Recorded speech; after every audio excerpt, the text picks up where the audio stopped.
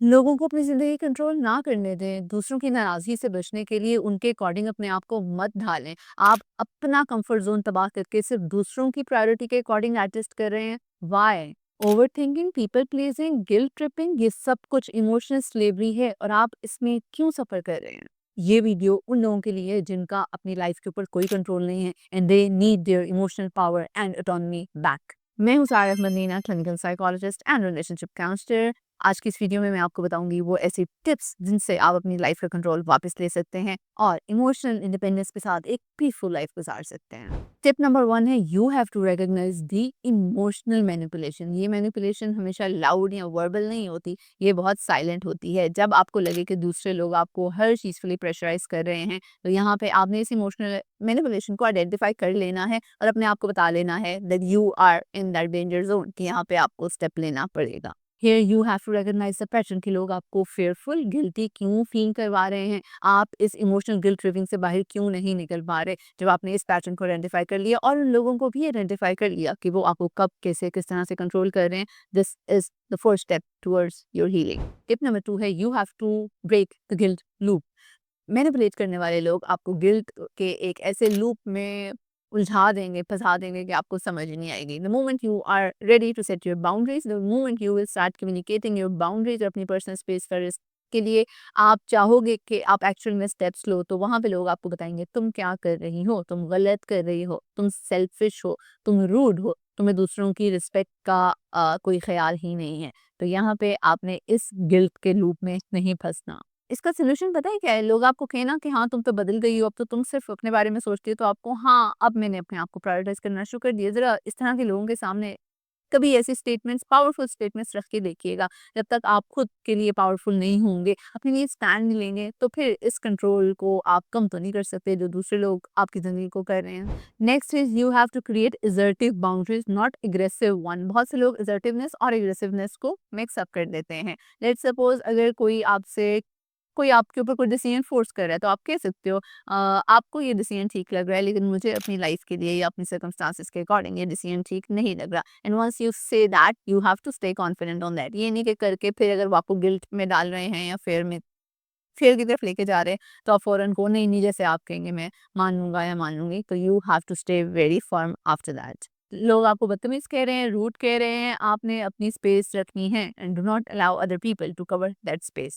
Next technique is you need emotional detachment from approval. आपको लगता है कि आपकी सेल्फ वर्थ सिर्फ तभी रहेगी जब दूसरे आपकी हर चीज को अप्रूव करेंगे, आपसे राजी रहेंगे और खुश रहेंगे। यहाँ पे आपकी इमोशनल इंडिपेंडेंस और आपकी जिंदगी की अहमियत कहाँ गई? जब तक दूसरे खुश रहेंगे, आपकी वर्थ बढ़ती रहेगी और जब किसी इंसान ने आपको थोड़ा-सा नेगेटिव कुछ कह दिया, आप बहुत डाउन फ़ील करोगे।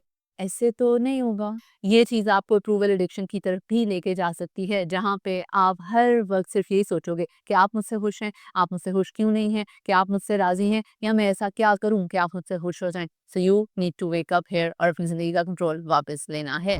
Next tip is you have to create your personal power ritual. Daily एक ऐसा रिचुअल जो आप सिर्फ अपने लिए कर रहे हो और उसके बाद आप अकॉम्प्लिश्ड फील कर रहे हो। Tell yourself that I am the hero of my life. और मैं कोई पपेट तो नहीं हूँ कि दूसरों की खुशी और रजामंदी के अकॉर्डिंग जिंदगी गुजारूं।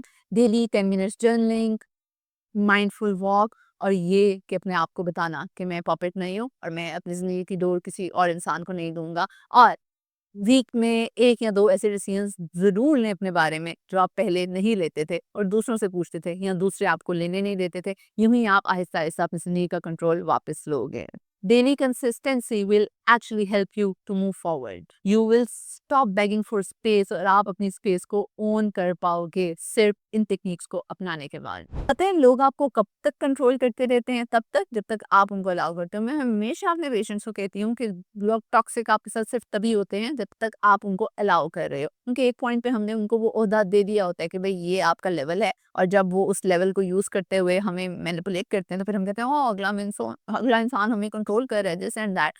सो here you need to wake up. Here क्या, हर वक्त जिंदगी में you need to wake up. Say no today. Choose discomfort over disrespect and reclaim your peace as if it is your emotional right और ये actually में आपका emotional right है। You were never meant to be a side character of your life.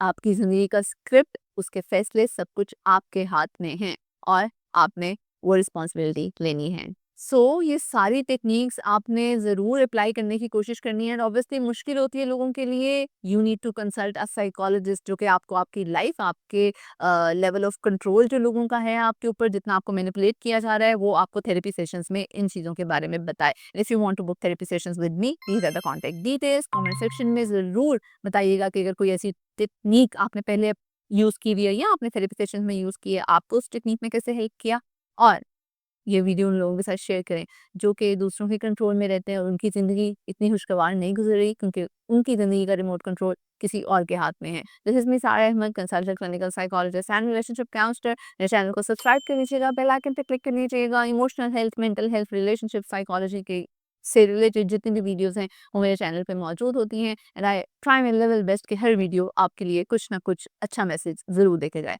जब तक मेरी next video आती है, अपना ख्याल रखिएगा। अल्लाह हाफ़िज़।